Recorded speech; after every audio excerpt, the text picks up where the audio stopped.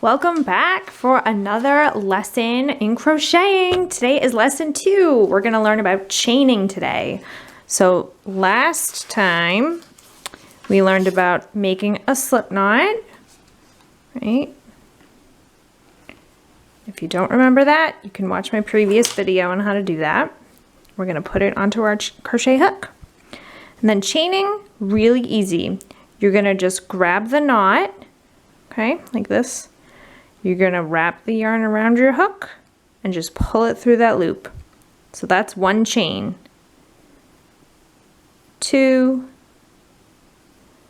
3, 4, 5.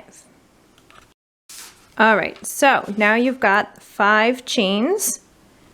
So now what you're going to do, depending on the pattern, for most single crochets, you'll work into this loop right here, half double crochet, third, double crochet, fourth. It all depends on the pattern, but most patterns will say work into the X stitch or chain from hook.